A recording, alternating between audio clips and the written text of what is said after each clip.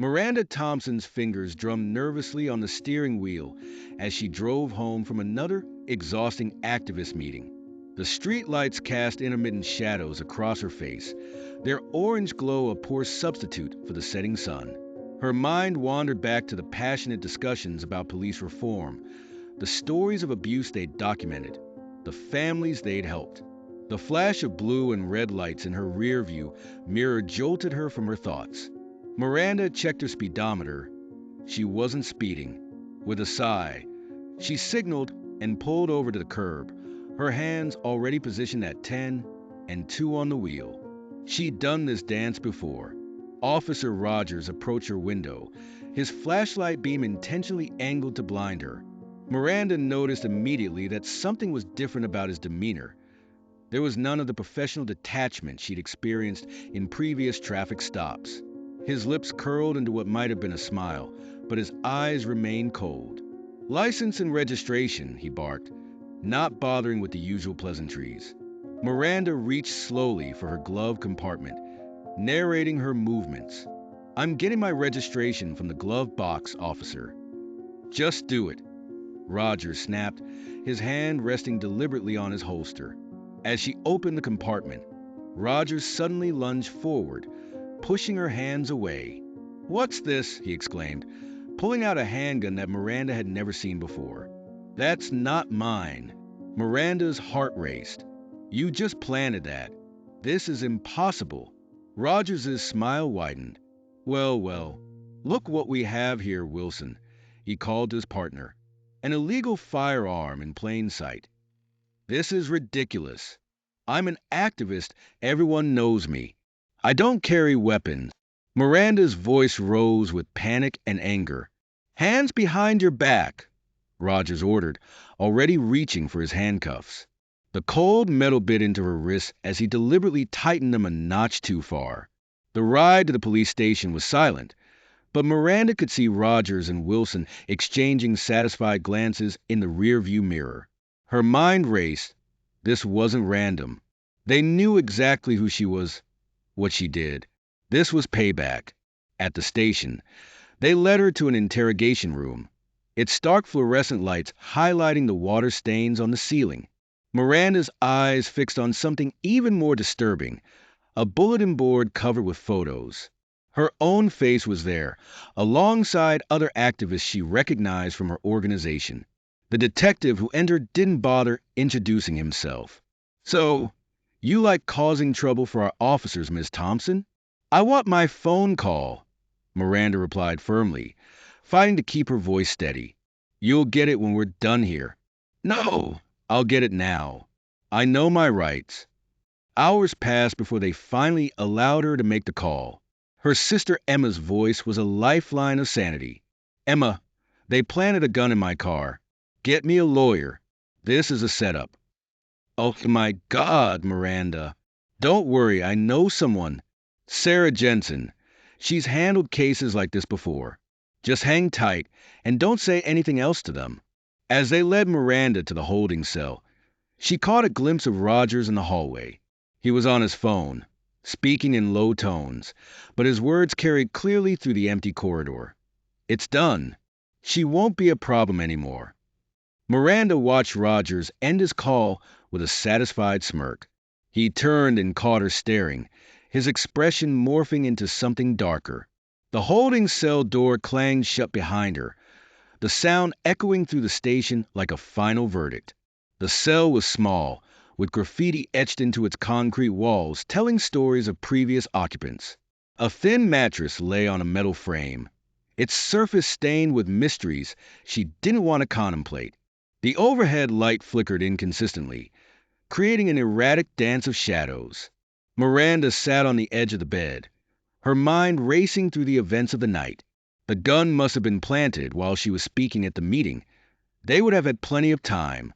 She remembered seeing a patrol car in the parking lot, but hadn't thought anything of it at the time. Wilson appeared at the cell door with a stack of papers. "Sign these," he commanded, sliding them through the slot. "I'm not signing anything without my lawyer present." His face hardened. "Have it your way. But things go easier when you cooperate." Miranda leaned back against the cold wall, exhaustion seeping into her bones. Through the small window in her cell door, she could see the station's activities winding down for the night. Officers chatted casually, filled out paperwork, behaved as if they hadn't just destroyed someone's life. Rogers passed by again, this time with the precinct captain. Their voices drifted into her cell. "Good work tonight," the captain was saying. "One less troublemaker stirring up the community. Just doing my job, sir. These activists need to learn their place." Miranda closed her eyes, but sleep wouldn't come. The irony wasn't lost on her. How many times had she sat with families in this exact situation, assuring them that justice would prevail? Now she was on the other side of those bars, experiencing firsthand the corruption she'd fought against. Through her window, she could see into the bullpen where her photo was still pinned to the board. She wasn't just another arrest to them. She was a trophy, a message to others who might dare to speak up.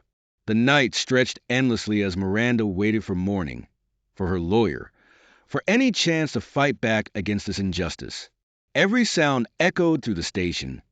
Doors closing, phones ringing, voices murmuring. And through the bars, she watched Rogers and Wilson celebrating their victory, unaware that their actions would soon set in motion events that would expose far more than they intended.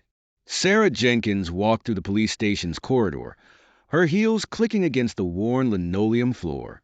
As she reviewed Miranda's case file, her brow furrowed. After 15 years as a defense attorney, she could spot inconsistencies from a mile away, and this report was riddled with them. The arresting officer, Rogers, had documented finding the gun in plain sight, yet the initial search report indicated it was discovered during a secondary inspection. The timestamps didn't match either. Sarah made mental notes as she approached the visitor's room.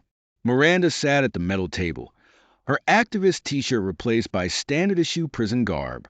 Despite the circumstances, she maintained a dignified posture, her eyes sharp and alert. "Ms. Rodriguez, I'm Sarah Jenkins, your attorney," Sarah introduced herself, taking the seat across from Miranda. "I've reviewed your case file and several things don't add up."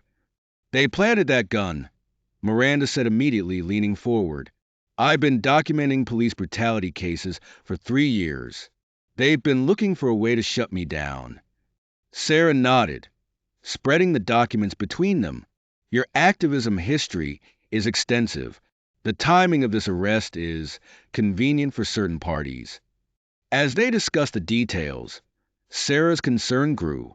The police cruiser's cameras had mysteriously malfunctioned during the traffic stop, a detail that made her instincts scream. Before she could delve deeper, the door opened. Emma, Miranda's sister, rushed in, embracing Miranda tightly. During their embrace, Sarah noticed a subtle movement. Something small and shiny passed between them. A brooch, vintage-looking, now pinned to Miranda's prison uniform. "Officer Rogers," Sarah confronted the policeman later in the hallway. "Care to explain why your body cam was also off during the arrest?" Rogers's face hardened. "Equipment malfunction. Happens sometimes." His tone carried a warning, but Sarah held his gaze. "Like the cruise camera? That's quite a coincidence." "Careful, counselor. You're new to this case. Don't go making accusations you can't back up." The custody hearing that afternoon was a masterclass in judicial bias. Judge Harrison barely glanced at the defense's arguments, focusing instead on Miranda's pattern of anti-police behavior. Sarah presented the procedural irregularities, but the judge dismissed them with practiced indifference. Given the serious nature of the charges and the defendant's history of inflammatory actions against law enforcement, preventive detention is ordered, Judge Harrison declared, hammering his gavel with finality. As Miranda was led away, Sarah noticed Rogers's triumphant smile. It wasn't the smile of a cop who'd caught a criminal. It was the smile of someone executing a plan. Back in her office that evening, Sarah dug deeper. Similar cases began emerging. Activists, protesters, community organizers, all arrested on questionable weapons charges. All cases handled by Rogers or his partner Wilson. all resulting in convictions or plea deals. Emma visited Sarah's office, explaining in whispers about the brooch. It's got a camera inside, she said, voice barely audible. Military grade. Undetectable. We need evidence they can't make disappear. Sarah nodded, understanding the risk they were all taking. The next few days are crucial. They'll try to rush this through the system before we can build a proper defense. Later that night, as Sarah was preparing to leave, a clerk she knew handed her a file. Miranda sat in her cell, carefully adjusting the brooch Emma had given her. Through the small window, she could see Officer Wilson walking down the corridor with two people she'd never seen before. Something about their demeanor felt rehearsed, artificial.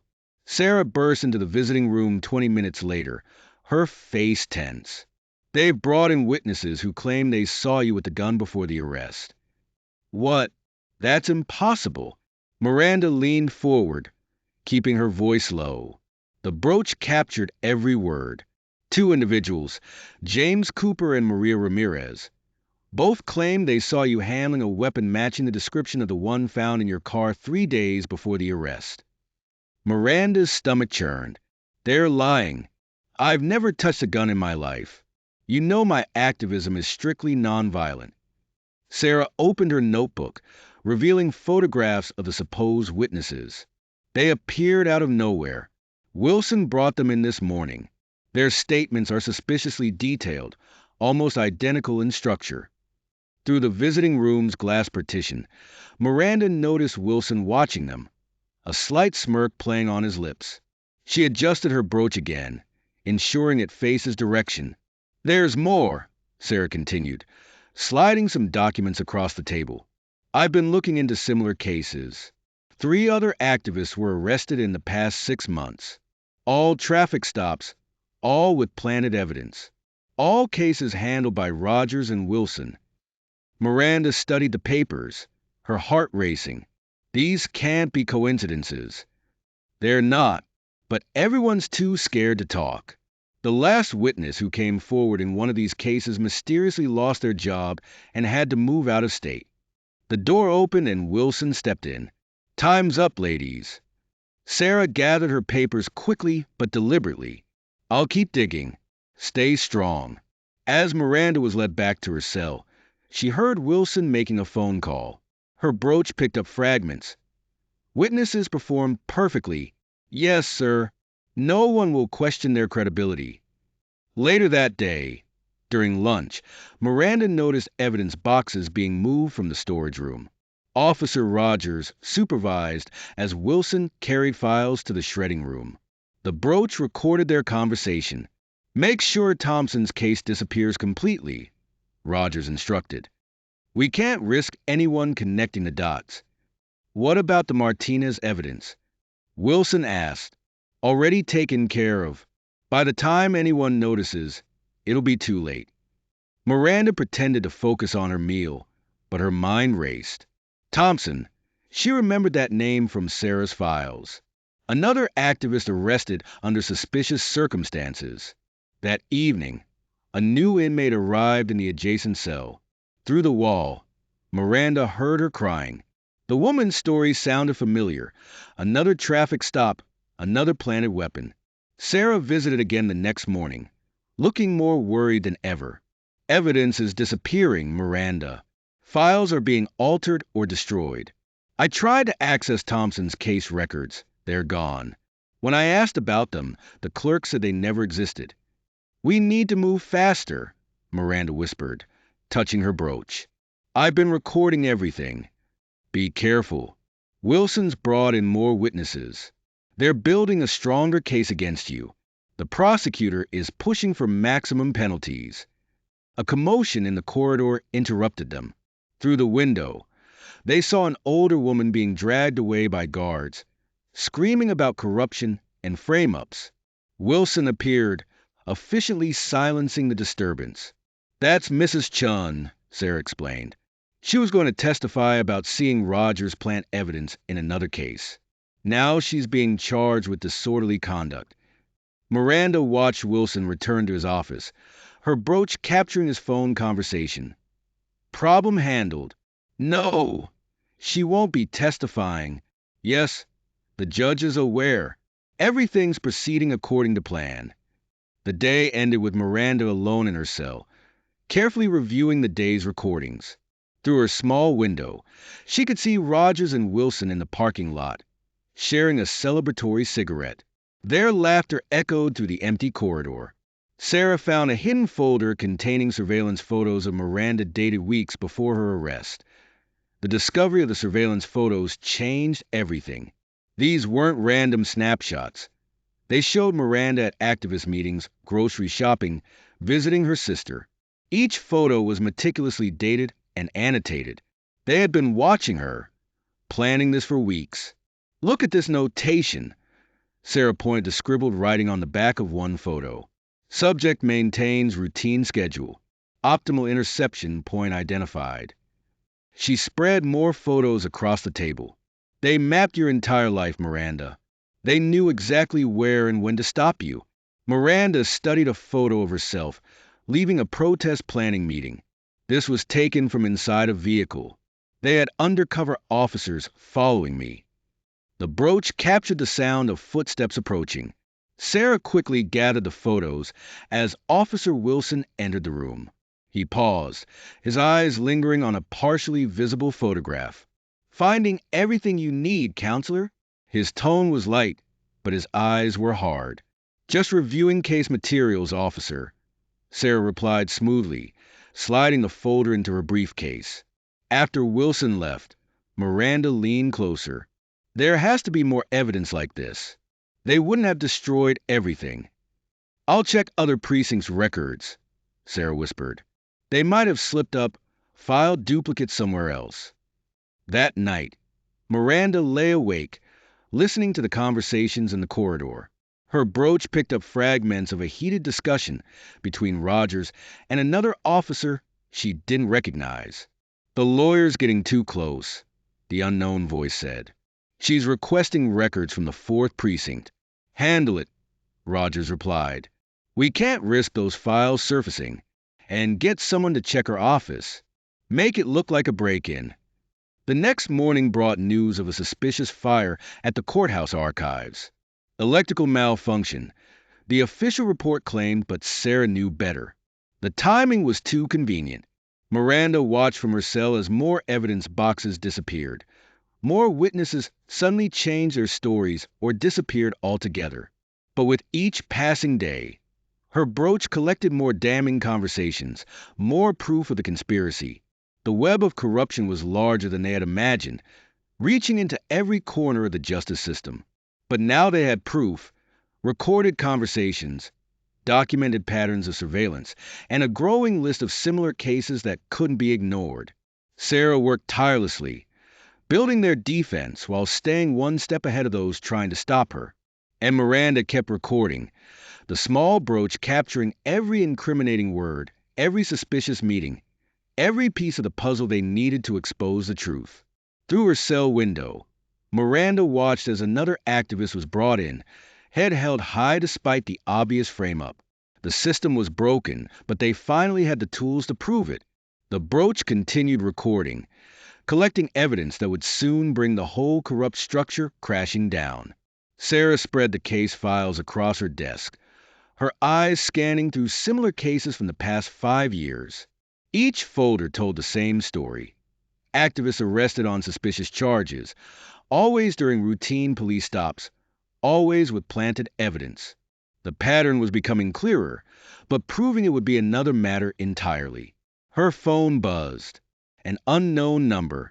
Is this Sarah Mitchell? A distorted voice asked. I have information about other cases like Miranda's. Sarah grabbed her recorder. I'm listening. Check the Thompson case from 2021. Same officers, same MO. I was there.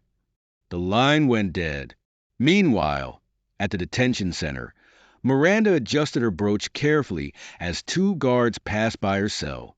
The tiny camera hidden within captured their conversation. Rogers wants everything cleaned up before the hearing, one guard muttered. Wilson's taking care of the witnesses, the other replied. No loose ends. Miranda pretended to read, her heart racing. Every recorded word could be crucial. During the afternoon inspection, Officer Wilson stopped at her cell longer than necessary. His eyes lingered on her brooch, and Miranda fought to keep her hands steady. "Nice piece of jewelry," he sneered. "Shame if something happened to it." Back at her office, Sarah discovered several files had been tampered with. Dates changed, signatures forged, entire pages missing. She photographed everything before it could disappear completely. Her phone rang again. This time, it was Emma. Someone called. Emma's voice shook. "They said to tell you to drop the case, or—" She couldn't finish the sentence. Miranda noticed increased surveillance in her wing. Guards watched her constantly, especially during yard time. During lunch, she positioned herself near a table where Rogers was speaking to another inmate. "Make sure she understands what happens to people who don't know their place," Rogers said, just loud enough for Miranda's brooch to pick up. Sarah's investigation led her to Jason Chun, a journalist who had been tracking police corruption cases.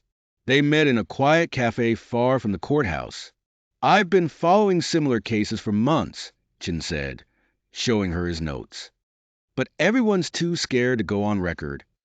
That afternoon, evidence started vanishing.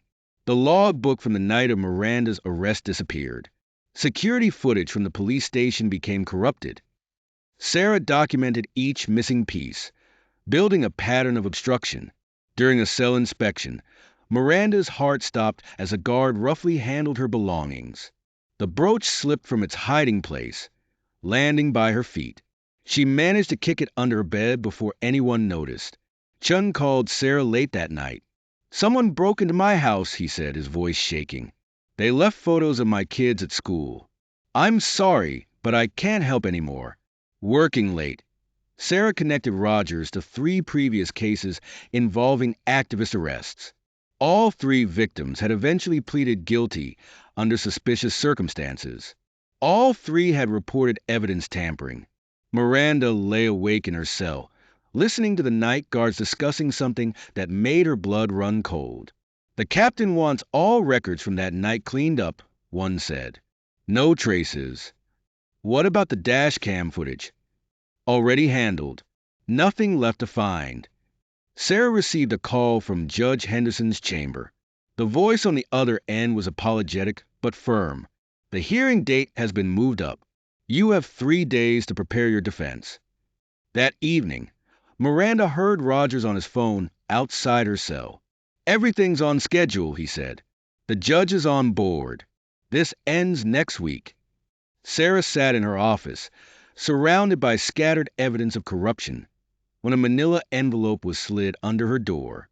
Inside, she found photographs of Rogers meeting with Marcus Delano, a notorious crime boss, outside a warehouse.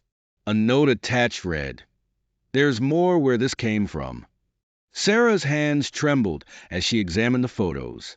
The timestamp showed they were taken just 2 weeks before Miranda's arrest. In one image, Rogers was clearly accepting an envelope from Delano, his police badge visible on his belt. Miranda continued her careful documentation inside the prison. During meal times, she positioned herself strategically to capture conversations between guards. They spoke more freely around inmates, assuming no one was listening or that no one would believe a prisoner's word against theirs. "Those activists are getting too close," one guard said during lunch duty. "The Thompson case almost exposed everything. That's why Rogers has a system now," another replied. "Get them before they get us." Emma reported more suspicious activities to Sarah. Black cars following her to work, hang-up calls in the middle of the night, and once, she found her apartment door unlocked though she was certain she'd secured it. Sarah cross-referenced the documentation of altered evidence with dates of other activist arrests. A clear timeline emerged. Every time a major protest or investigation into police conduct was planned, key organizers would suddenly face criminal charges. During a particularly tense morning, Miranda nearly lost everything when Wilson conducted a surprise cell inspection. "Stand up," he ordered, his eyes scanning every corner. "Empty your pockets." Miranda complied, her heart pounding as Wilson rifled through her few possessions. The brooch was pinned inside her jacket, pressing against her chest like a secret heart. "Looking for something specific?" she asked, keeping her voice steady. Wilson's eyes narrowed. "Just doing my job. For now." Sarah discovered through a courthouse contact that evidence logs were being systematically altered. Dates changed, names redacted, entire sections gone missing. She began making triple copies of everything, storing them in separate locations. The journalist, Chun, despite his fear, sent Sarah one final email before disappearing. "Check the warehouse district cameras from March 15th. Rogers meets someone important there every month." Miranda overhead guards discussing her case during a shift change. "The judge wants this wrapped up quick," one said. "Too many people asking questions." "Wilson says they have a plan for that," came the reply. "Some files are going to have an unfortunate accident." Sarah sat at her desk past midnight, connecting threads between cases, when her office phone rang. A disguised voice spoke quickly. "The corruption goes higher than you think. Check Judge Henderson's offshore accounts." Through her brooch, Miranda captured a damning conversation between Rogers and another officer discussing how they handled previous cases. They mentioned names, dates, and specifically how evidence disappeared. Sarah returned to her car late that night to find an envelope on her windshield. Inside were photos of Rogers with a known crime boss, bills of money changing hands, and a handwritten list of dates corresponding to multiple activist arrests. Clipped to the photos was a note that would change everything. "Watch your back. Rogers isn't just dirty. He's the enforcer for a corruption ring that goes all the way to the top."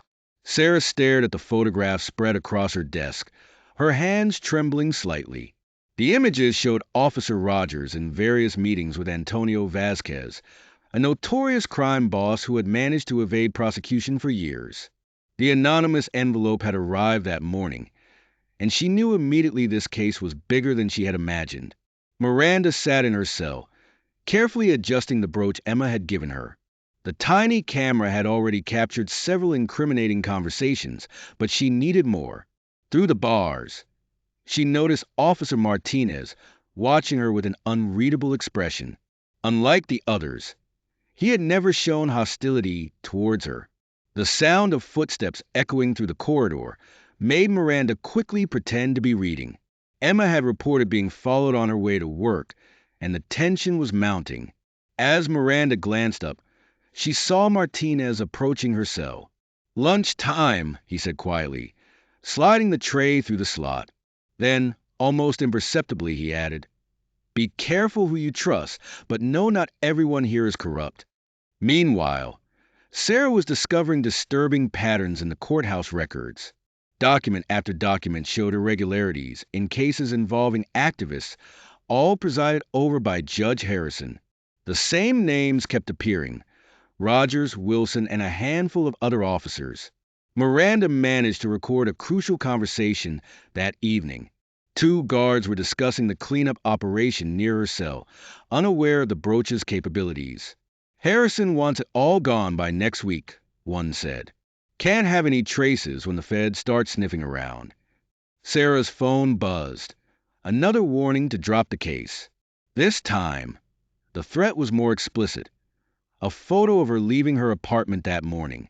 She deleted it with shaking hands, but refused to back down. Martinez approached Miranda's cell during the night shift. "I've been watching," he whispered. "I've seen too much wrong here. I want to help." He slipped her a piece of paper with dates and locations of meetings between Rogers and Judge Harrison. The next morning, Emma visited Sarah's office with news. "They're following me everywhere," she said, her voice tight with anxiety. "But I found something. The judge's secretary talks too much after a few drinks." Sarah connected the dots. The falsified documents, the targeted arrests, the missing evidence. It all pointed to a systematic operation to silence activists. The corruption reached into the highest levels of the local justice system. Miranda continued gathering evidence with her brooch. During an exercise period, she positioned herself near Rogers and another prisoner, capturing their conversation about payoffs and planned arrests. Her heart raced when Rogers looked her way, but she maintained her composure, pretending to do stretches. The journalist who had shown interest in the case called Sarah. "I can't help any more," he said, his voice strained. "They know where my kids go to school." The implied threat hung heavy in the air. Martinez proved invaluable, providing details about the bribery scheme. "It's not just the police," he explained during a carefully arranged private moment. "The judge gets a cut of every seized asset. The DA's office is involved too." Sarah received more anonymous evidence, bank statements showing suspicious deposits in Harrison's offshore accounts. Each transaction corresponded with a major arrest of an activist. The pattern was undeniable. Miranda almost lost everything when Wilson conducted a surprise cell inspection.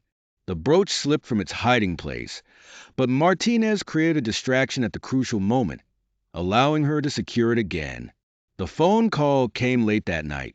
A distorted voice provided Sarah with access codes to a secure database. Within hours, she had proof of the cleanup project, a coordinated effort to eliminate activist opposition through false arrests and evidence manipulation. Martinez whispered to Miranda, "They're planning your transfer for tomorrow. It's a trap." Miranda felt her blood run cold at Martinez's words. She gripped the edge of her bed, mind racing through the implications. A transfer would mean losing contact with Sarah, with Emma, with the only ally she had managed to find in this corrupt system. Through her brooch, she captured Martinez explaining the details in hushed tones. "They're planning to take you to Blackwood Correctional, but the van will make an unscheduled stop. Rogers and Wilson will be handling the transfer personally." Sarah was working late in her office when the transfer order came through. She immediately noticed irregularities in the paperwork. The authorization had bypassed standard protocols, signed directly by Judge Harrison. She began preparing an emergency motion to block the transfer, her fingers flying over her keyboard. Back in her cell, Miranda carefully removed the memory card from her brooch and slipped it into a small slit she had made in her mattress. If they were planning something during the transfer, she couldn't risk losing all the evidence she had gathered. Emma arrived at the prison the next morning, panic visible beneath her composed exterior. "Sarah's trying to stop this," she whispered during their brief visit. "But Harrison is blocking every legal avenue." Martinez managed to get word to them about the planned route. "They'll take the old forest road," he revealed during a guard rotation. "No cameras, no witnesses. I've seen this before. Prisoners who knew too much, transferred and never heard from again." Sarah discovered more connections as she dug deeper. Judge Harrison's wife owned shell companies that had received payments from businesses connected to Antonio Vasquez, the same businesses that had benefited from seized activist properties. The evidence was mounting, but time was running out. Miranda used her final hours before the scheduled transfer to record more conversations, catching a guard discussing how they would handle the problem during transport. In a secure meeting room, Sarah showed Emma the latest findings. Bank records, property transfers, falsified court documents, all pointing to a massive conspiracy. "They're not just silencing activists," Sarah explained. "They're profiting from every false arrest, every seized asset." Martinez risked his position to pass crucial information to Sarah through Emma. Names, dates, account numbers, everything needed to expose the entire operation. But first, they had to prevent the transfer. As night fell, Miranda lay awake in her cell, the brooch secured firmly to her prison uniform. She had managed to smuggle a note to Sarah through Emma, detailing everything she had discovered about the cleanup project. Through the darkness, she heard Rogers and Wilson discussing their plans for tomorrow, unaware of her brooch's capabilities. "Once she's gone," Rogers said, "we can finish cleaning up this mess. Harrison wants all loose ends tied up before the federal audit." The conspiracy reached further than any of them had initially suspected. It wasn't just about silencing one activist. It was about protecting a network of corruption that had infected every level of the justice system. In her office, Sarah received one final piece of evidence. Surveillance footage showing Judge Harrison meeting with Vasquez at a private club. The same night Miranda was arrested. The same night the cleanup project had accelerated its timeline. Martinez appeared one last time before lights out. Looking directly into Miranda's hidden camera, he detailed everything he knew about the operation, providing testimony that could bring down the entire network if Miranda survived tomorrow's transfer. Miranda's heart raced as she heard the guard's footsteps approaching her cell. The transfer order had come suddenly, and despite Martinez's warning, there was nothing she could do to prevent it. She carefully adjusted the brooch on her prison uniform, ensuring the hidden camera was secure and operational. Prisoner 2475 faced the wall. A guard commanded. She recognized Wilson's voice immediately, his tone carrying that familiar mixture of authority and barely concealed malice. Through the reflection in the small metal mirror of her cell, Miranda watched as 3 guards entered. Wilson stood in the center, flanked by 2 officers she didn't recognize. The handcuffs felt unusually tight as they secured her wrists. Outside, Sarah was frantically trying to file an emergency motion to halt the transfer. The courthouse clerk kept finding technical issues with the paperwork, each delay pushing them closer to the transport time.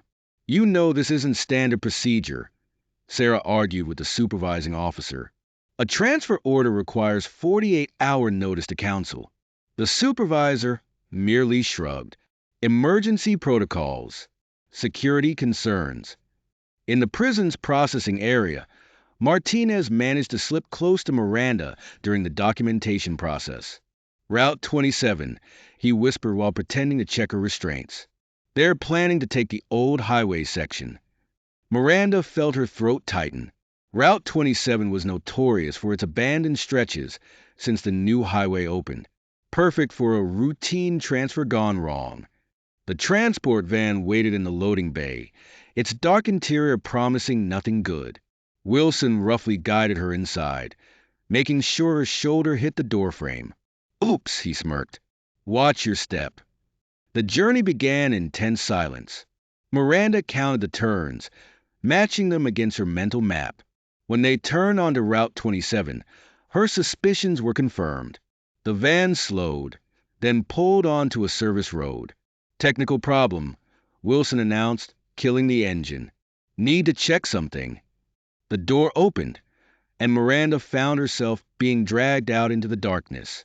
The abandoned stretch of highway was surrounded by dense woods on both sides.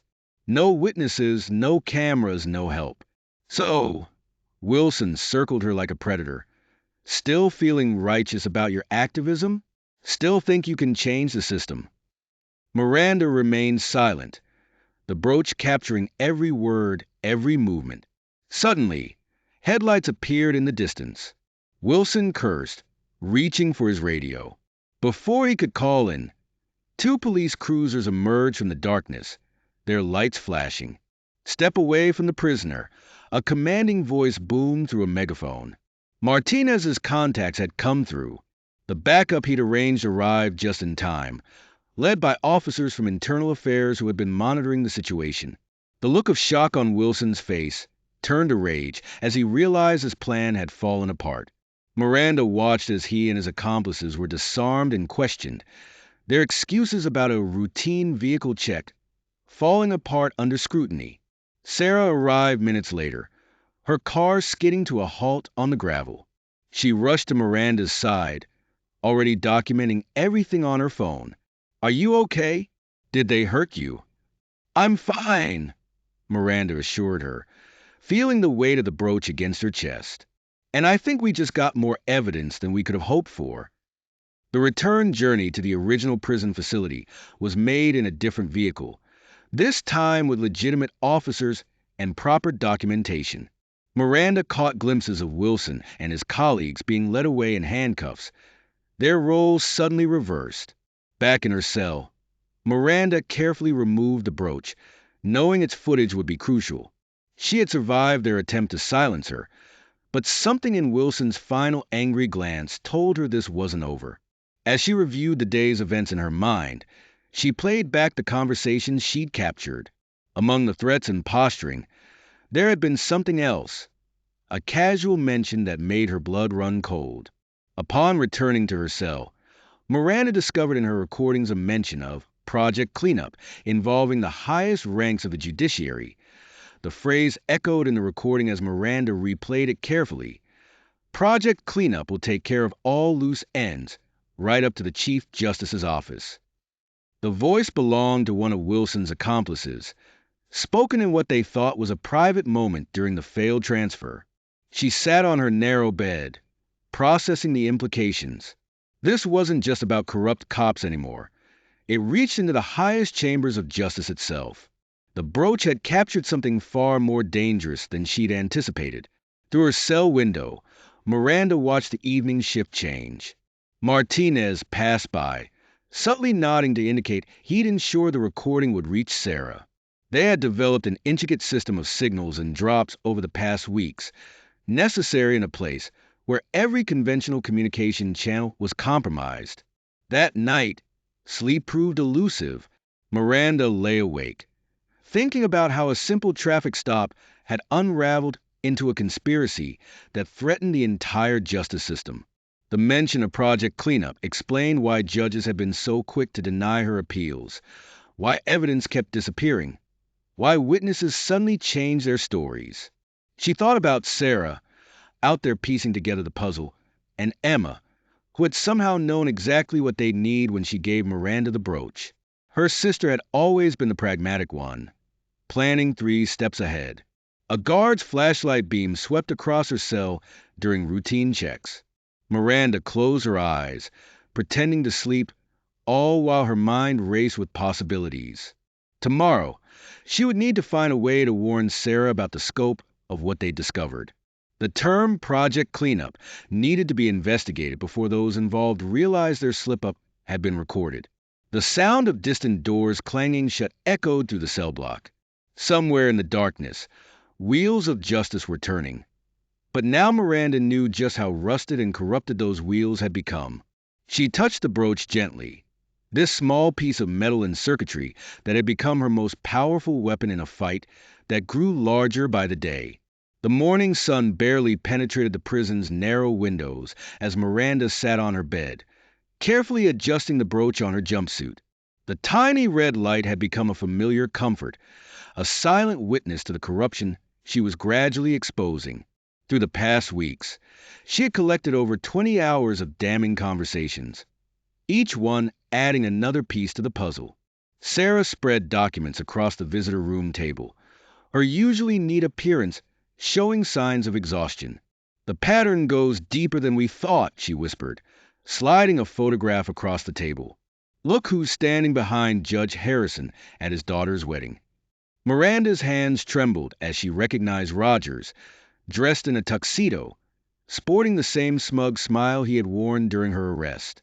"How far back does this connection go?" "At least 5 years," Sarah replied, producing more photos. Every major case involving activist arrests in this district went through Harrison's court. The conviction rate is nearly perfect.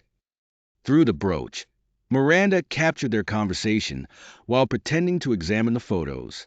The device had become second nature to her now, an extension of her determination to expose the truth. Later that day, Martinez slipped a note under Miranda's dinner tray. The message was brief but crucial. "Tonight, Cell Block C. They're meeting at midnight." Under the pretense of insomnia, Miranda paced her cell block when the night grew quiet. The brooch recorded everything as 2 guards discussed the upcoming transfers. "Harrison wants them scattered," one guard said. "Can't risk them comparing notes."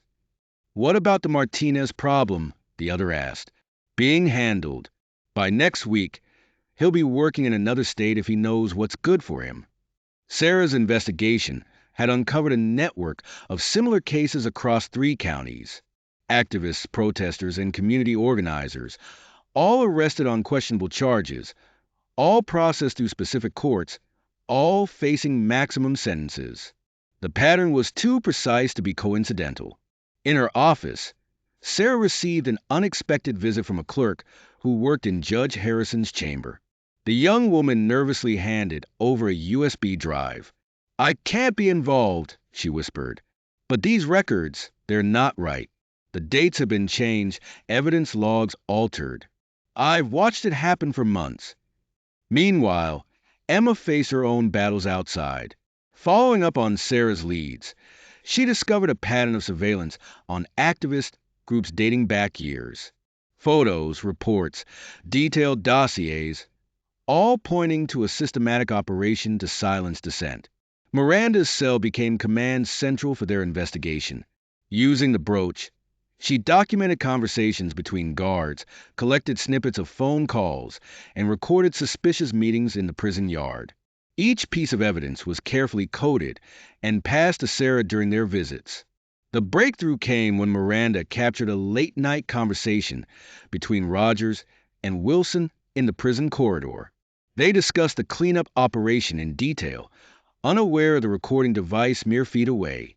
"Harrison's getting nervous," Rogers said. "The commissioner wants all loose ends tied up before the election." "What about the girl's phone?" Wilson asked. "Taken care of. Evidence room had a convenient malfunction last week. Everything's corrupted." Sarah worked tirelessly, connecting the dots between cases, dates, and court records. The pattern revealed a sophisticated operation, targeting activists, planting evidence, controlling court assignments, and manipulating evidence.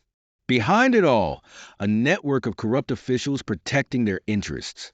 Emma's research uncovered financial connections, campaign contributions, real estate deals, offshore accounts, all linking key players in their investigation. The corruption wasn't just about silencing activists, it was about protecting millions in illegal profits. Martinez risked his position by confirming their suspicions. "They call it Project Cleanup," he told Miranda during a carefully staged cell inspection. "It goes all the way to the state level. Politicians, judges, police chiefs, they're all involved." The evidence mounted. Doctored police reports, manipulated court records, suspicious financial transactions, and dozens of wrongful convictions. Sarah compiled everything into a comprehensive file, building an irrefutable case against the corrupt system. Miranda's recordings captured increasingly panicked conversations among the conspirators. They knew something was wrong, that their carefully constructed system was unraveling, but they couldn't identify the leak. In a late-night meeting with Sarah, Miranda reviewed their evidence. The brooch had captured over 30 hours of incriminating conversations. Combined with Sarah's legal research and Emma's investigative work, they had built a compelling case exposing years of systematic corruption. Through their last visitor's window conversation, Sarah whispered, "We're ready to move. The evidence is overwhelming. They won't see it coming." Miranda nodded, touching the brooch that had become their most powerful weapon. She looked up at the security camera in the corner, its red light blinking like a distant star, unaware that the real surveillance had been happening right under their noses. "This goes beyond Rogers and Harrison," Sarah said quietly. "We're looking at a complete overhaul of the system." "Once we expose this," Miranda replied, "nothing will be the same." That night, as Miranda lay in her cell, she heard Rogers on his phone in the corridor, his voice tense and worried. "Yes, Judge, I understand. But something's not right. Someone's been collecting information. We need to move faster." In examining her latest recordings that evening, Miranda discovered an overlooked conversation mentioning Phase 3 of Project Cleanup, with explicit details about coordinated actions involving state-level officials and the governor's office. The revelation sent a chill down Miranda's spine.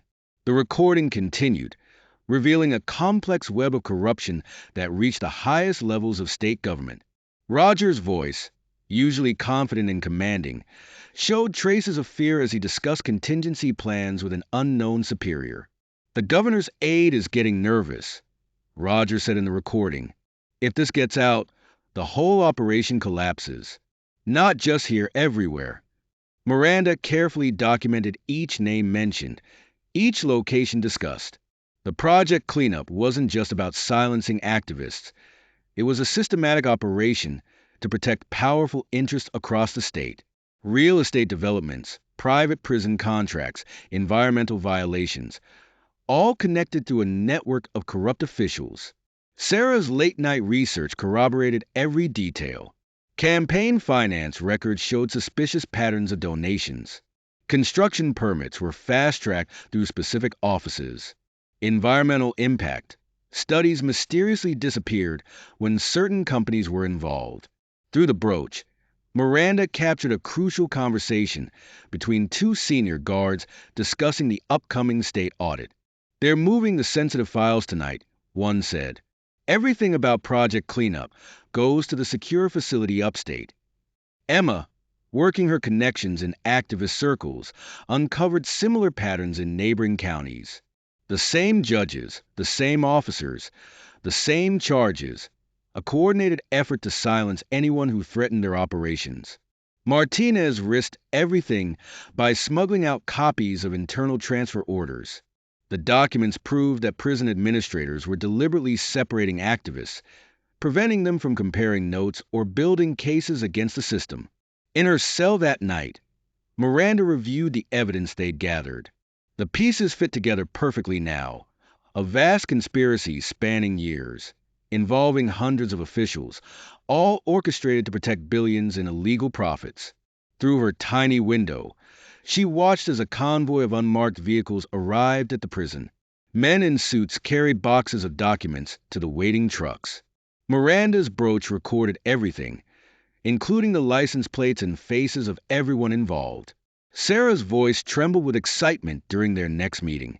"We've got them, Miranda. All of them. The evidence is irrefutable." But as they discussed their next steps, neither noticed a shadow that passed by the consultation room door, or the figure that paused briefly to listen.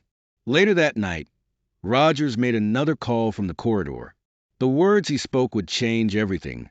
"Sir, we have a major problem. They know about Project Cleanup. All of it." The lights in Miranda's cell block suddenly went dark. In the distance, alarms began to sound. "All records involving Project Cleanup must be destroyed immediately," echoed an announcement over the prison speakers. "Initiate a murder." Sarah spread the documents across her office desk, arranging them in chronological order. Each piece of evidence they had gathered told a part of the story. The corrupted police reports, the surveillance photos, witness statements that had mysteriously changed, and most importantly, the recordings from Miranda's brooch. But without the confiscated phone containing crucial evidence, their case still had dangerous gaps. "We need that phone," she muttered, circling the evidence locker number in her notes for the 10th time. Martinez had called earlier, suggesting a risky plan to retrieve it during the night shift change. Sarah knew the risks.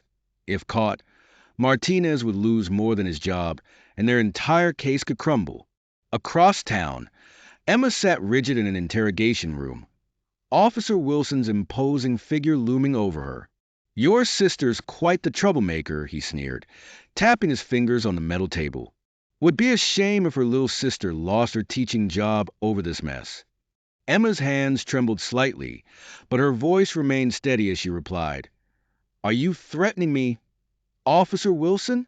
Meanwhile, Miranda positioned herself carefully near the guard station, her brooch recording every word as Officer Hayes bragged about his involvement in the scheme. "Rogers knows what he's doing." Hayes chuckled to another guard. "These activist types, they need to learn their place. And if planting evidence helps teach that lesson." Miranda's heart raced, but she maintained her casual pose, pretending to read a worn paperback. The evidence locker operation went into motion at midnight. Martinez had timed it perfectly. The changing of the guards, a conveniently malfunctioning security camera, and 5 precious minutes to access the storage room. Sarah waited in her car 2 blocks away, her burner phone ready for the signal. Everything hinged on this moment. As Martinez worked, Sarah reviewed the fragments of information about Project Cleanup they had uncovered. The documents suggested a systematic operation to silence activists and whistleblowers, with roots reaching into the highest levels of the judiciary. The implications were staggering. Emma's interrogation had attracted attention from other activists. Underground networks began stirring, gathering their own evidence, preparing to stand with Miranda when the moment came. The support was growing, but so were the threats. In her cell, Miranda endured forced isolation, a transparent attempt to break her spirit before the trial. They had moved her to a separate wing, limiting her contact with other inmates. But the solitude only strengthened her resolve. Each night, she reviewed the mental catalog of conversations she had recorded, preparing for her testimony. Martinez risked everything to help them. His position in the prison system had been carefully built over 15 years, but watching the corruption destroy innocent lives had become unbearable. As he slipped through the dark corridor toward the evidence locker, he knew there would be no going back. The phone retrieval was a masterpiece of timing and nerve. Martinez's hands remained steady as he located the correct box, logged a false transfer request, and secured the device. For minutes and 30 seconds, he closed the locker, heart pounding against his ribs. For minutes and 45 seconds. By the time the next shift arrived, everything appeared untouched. Sarah worked through the night, preparing their trial strategy. The evidence had to be presented perfectly. One mistake, one legal misstep, and the entire case could unravel. She organized the testimony sequence, anticipating the prosecution's attempts to discredit each piece of evidence. Rogers was losing his composure. Sarah's sources reported him making frantic calls, having heated arguments with superiors. The confident swagger had disappeared, replaced by nervous glances and trembling hands. He knew the fortress was crumbling. In a private chamber of the courthouse, high-ranking officials gathered for an emergency meeting. This situation needs to be resolved, Judge Harrison demanded, his usually calm demeanor cracking. We cannot allow this trial to proceed as planned. Solutions were proposed, each more desperate than the last. Emma found unexpected allies among her fellow teachers. Many had witnessed similar injustices, had stayed silent out of fear. Now, they were ready to speak. The support network grew stronger by the hour, spreading through social media and encrypted messages. Minutes ticked away like bombs. 24 hours until the trial. Sarah reviewed their evidence one final time, checking every detail, every timestamp, every signature. Miranda prepared herself mentally for the battle ahead, knowing that the next day would change everything, not just for her, but for every victim of corruption who would come after. Sarah received an anonymous text message. Tomorrow in court, watch out for the substitute judge. He's part of the scheme. Miranda couldn't sleep that night, her mind racing with possibilities. The recovered phone sat securely in Sarah's office safe, its contents potentially devastating to the entire corrupt system. Through her cell window, she watched the moon crawl across the sky, counting down the hours until dawn. In another part of the city, Rogers paced his living room, phone pressed to his ear. We need to stop this now, he hissed.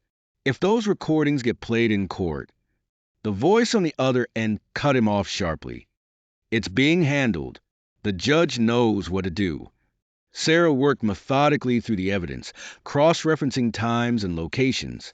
The pattern was undeniable, a systematic targeting of activists, whistleblowers, and anyone who threatened to expose police corruption. Project Cleanup wasn't just about silencing opposition. It was about creating a climate of fear. Martinez began his final shift before the trial, hyper-aware of every glance, every whispered conversation among his fellow guards. He had arranged to testify.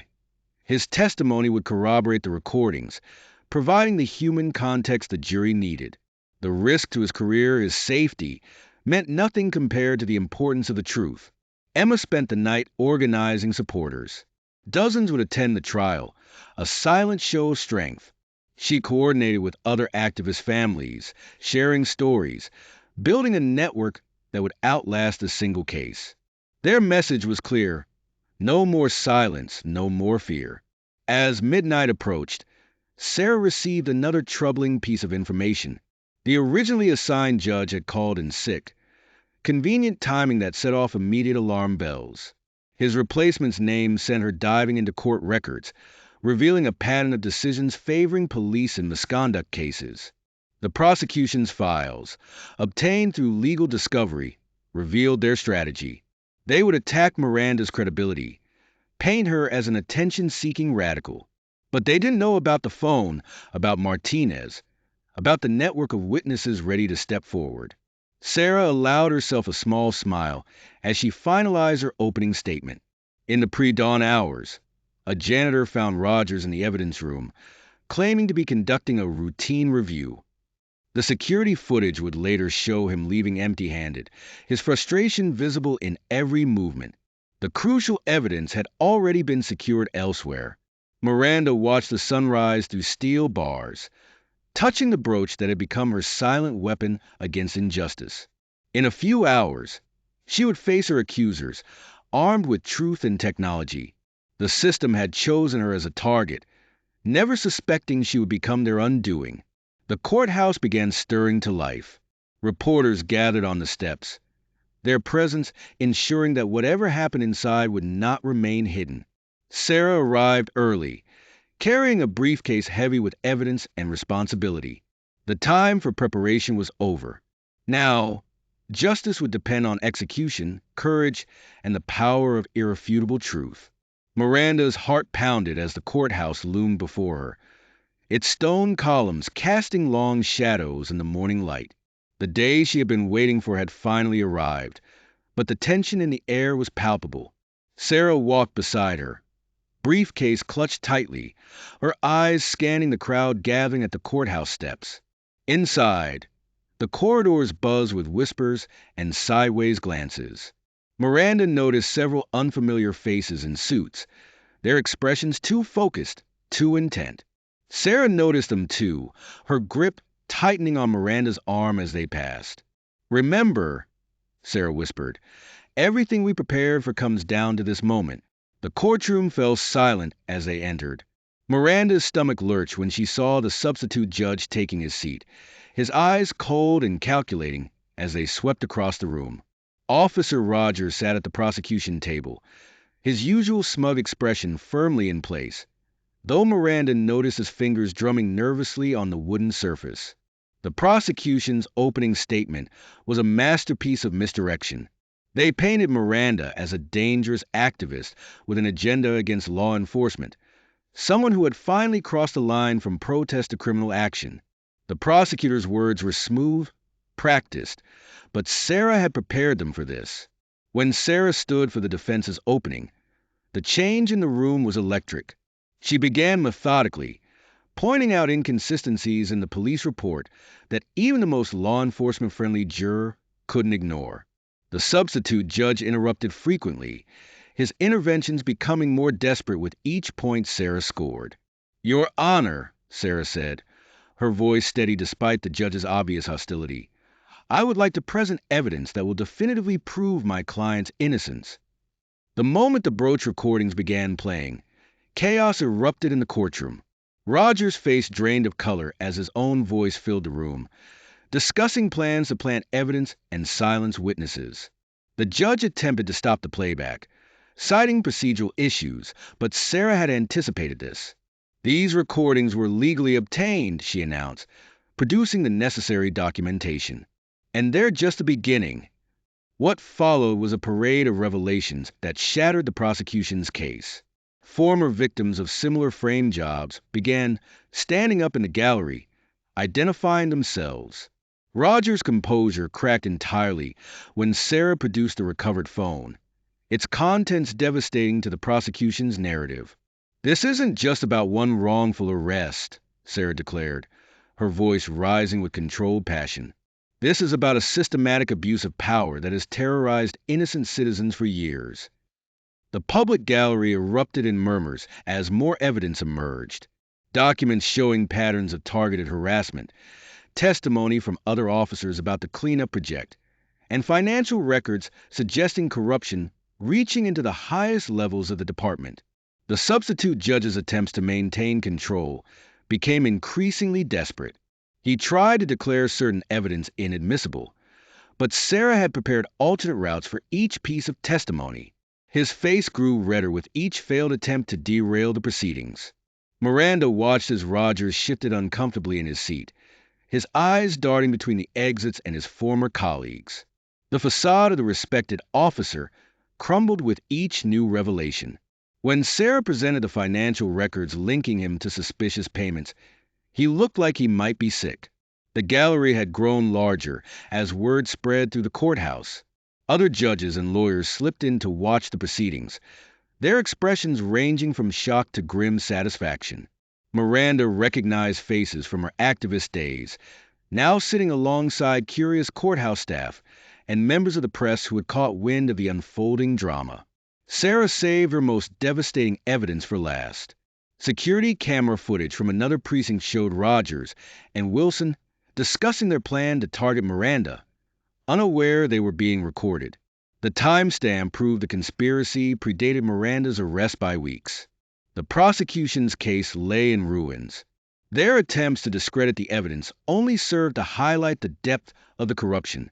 Even the substitute judge seemed to realize the futility of maintaining his bias, as whispers of judicial misconduct began circulating through the courthouse. As the judge prepared to give his ruling, Miranda caught Sarah's eye. They had done it. They had exposed not just one corrupt officer, but an entire system of abuse. The truth was finally coming to light.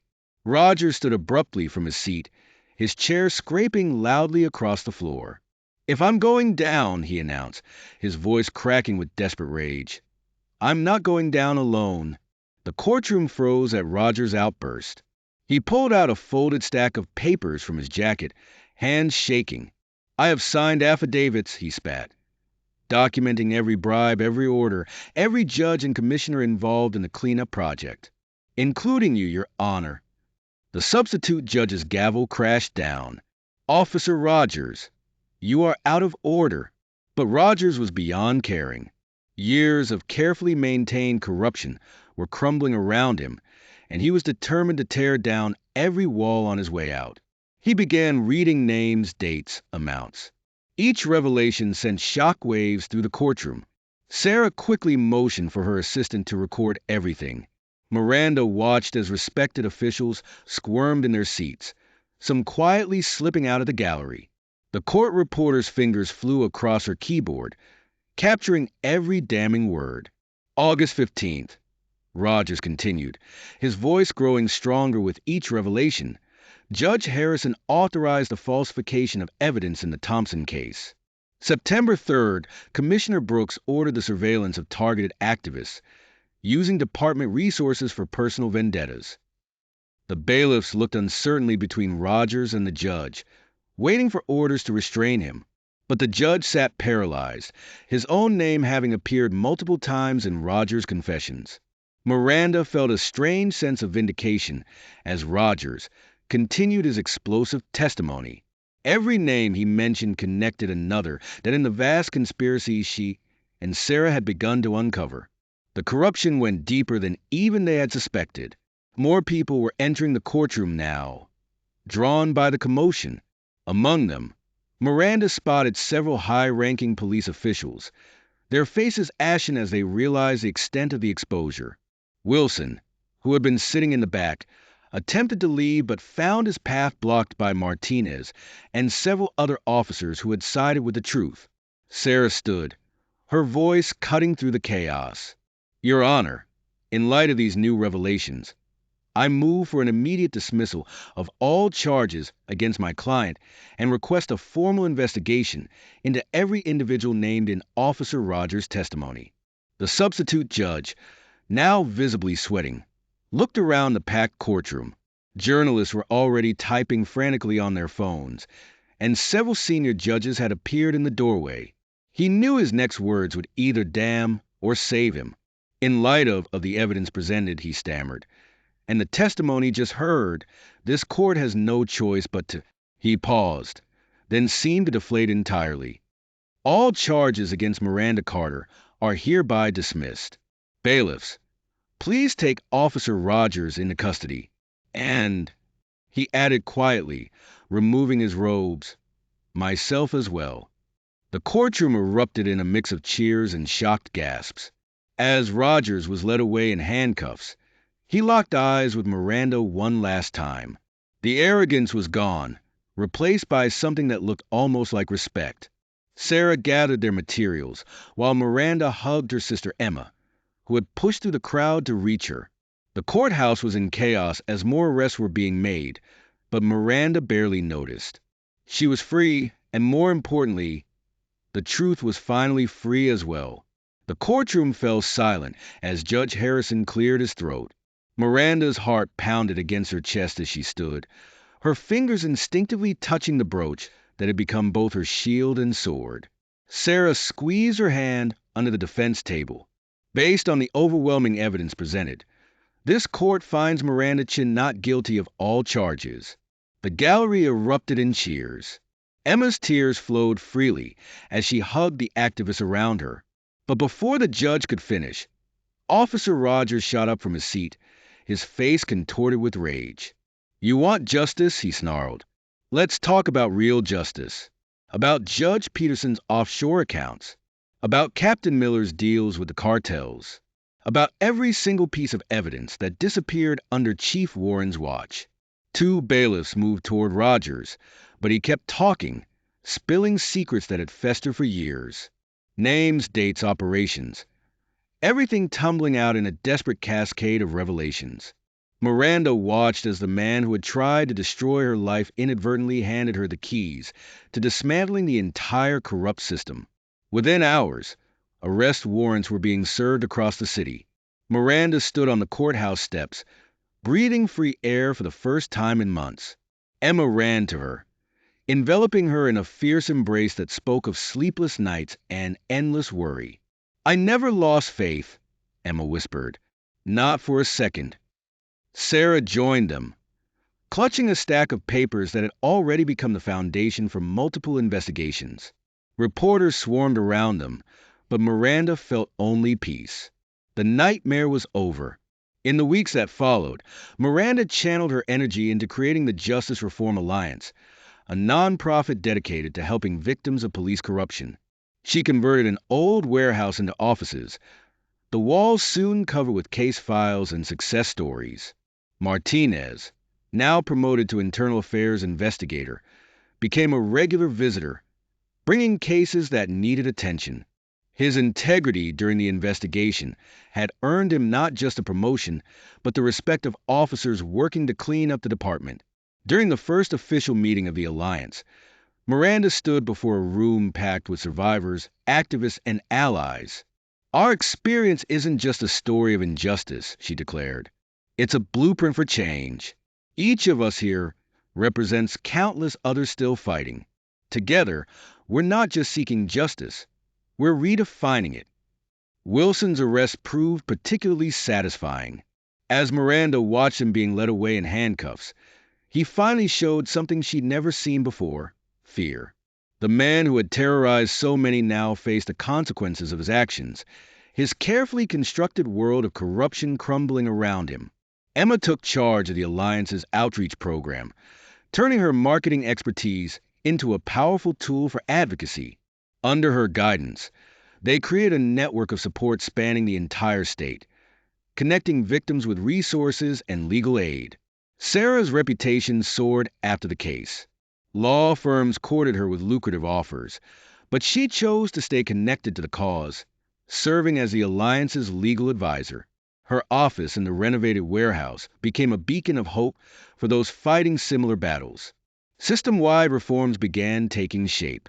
Mandatory body cameras, civilian oversight boards, and transparent evidence protocols. Changes that Miranda had once only dreamed about were becoming reality. The brooch that had captured the truth became a symbol, its design incorporated into the Alliance's logo. One quiet evening, as the sun set through the warehouse windows, Miranda sat at her desk reviewing new cases. Each file represented someone's fight for justice, someone's truth waiting to be heard. Sarah entered, wearing the identical brooch Miranda had given her at the Alliance's opening. "Ready to change more lives?" Sarah asked, setting down a fresh stack of files. Miranda smiled, touching her own brooch. "Always. This is just the beginning." Looking around her office, at the walls covered with success stories and the desk filled with ongoing battles, Miranda felt a deep sense of purpose. The system that had tried to break her had instead given her the tools to help others. Her unjust arrest had become a catalyst for change, touching lives far beyond her own. Through the window, she could see new arrivals for the evening support group. Each face carried a story, each person seeking the same justice she had fought for. With Sarah by her side, wearing the matching brooch that symbolized their shared commitment, Miranda knew that their work would continue one case, one truth, one victory at a time. Miranda observed her new office at the NGO, touching the brooch that had changed her life. Sarah entered, wearing the brooch she had received, and together they began reviewing new cases. Now it's our turn to change the system, one story at a time. The evening sun cast long shadows through the warehouse windows as they settled into their routine. A young woman waited nervously in the reception area. Their next case. Miranda recognized that same look of desperation she once wore. Her name is Jade, Sarah said, sliding over the preliminary file. Traffic stop gone wrong, just like yours. But this time we're ready. The familiar weight of the brooch against Miranda's collar reminded her how far they'd come. The evidence room down the hall stored dozens of similar devices now, each one a potential key to someone's freedom. Emma had connections in tech who kept improving the design, smaller, better audio, longer battery life. Martinez had called earlier with 3 new cases from internal affairs. The ripple effect of their victory continued to spread through the department. Good officers, long silenced by fear, were finding their voices. The old guard was crumbling. Did you see the latest reforms passed by the city council? Miranda asked, pulling up the news on her tablet. Body camera footage must now be released within 48 hours of any incident. Sarah nodded, a satisfied smile playing at her lips. Remember when that seemed impossible? Now look at us. We're actually changing things. Their conversation was interrupted by Emma poking her head in. The support group starting. And guess who showed up? Officer Chun, no relation, she added with a wink at Miranda. Says he wants to help build bridges between the community and the good cops. Miranda stood, straightening her jacket. Before heading to the meeting room, she paused at her office door, taking in the sight of the busy hallway. Volunteers moved purposefully between offices. Phones rang with new cases, and on every wall hung framed newspaper articles chronicling their journey from that first corrupt traffic stop to their growing movement for change.